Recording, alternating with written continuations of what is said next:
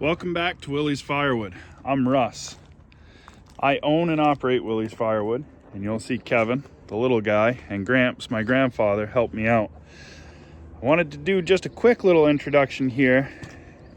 I saw a phrase, or a saying, I guess, and it struck a chord with me because it can relate to firewood too. It said, "Be a good man, not a nice guy." Basically what that means in layman's terms is do the right thing. Simple enough, right? Well, that pertains to firewood too. So be a good supplier, not the cheapest price. And let me explain that just a little bit as I spin you around here and show you what we got going on today. So right here we have 4 cords of 14-inch firewood that a customer wants split small. Typically we don't do short wood, but this customer can't find anybody that will give them what they want. So for the last 3 years, we've taken care of their order. They order from us every year, and they say it's because they get what they need, and they pay for what they need. So typically there's lots of guys that would go out there and they'll sell you a cord of wood for a lot cheaper than somebody that's in business like myself. But chances of them being there next year when you need your firewood, not real good. A lot of these guys, I call them weekend warriors. They're out there making a few bucks for some beer money and maybe a little extra cash in their pocket. Well, that sounds good and great, but come next year when you rely on firewood like this stuff right here to heat your house every single year, when you call and they don't answer, then what do? Call somebody like us. We've been doing this for a long time, and I tell every single new customer, I charge the price that I charge so that we will be here next year when you pick up the phone to call. So, enough chit chat. I'm gonna start splitting myself. When Kevin gets here, he'll start loading for me, but we gotta get this show on the road. We got work to do.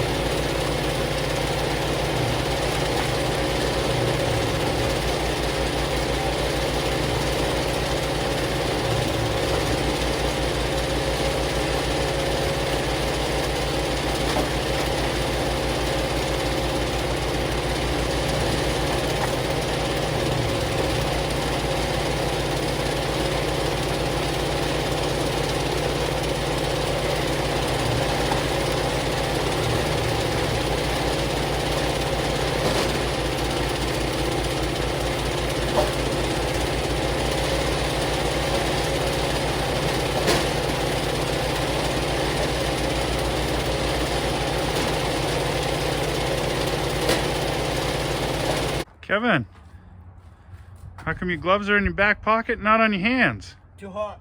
Too hot, he says. Well, there's a load of small split 14-inch.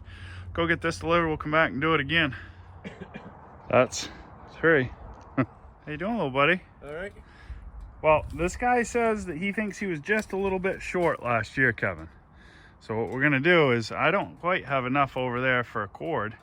So when we get the next load of logs, I'm gonna tell him we're gonna bring him a whole nother trailer load, because that'll give him his cord, and then half a cord for the little bit he was short.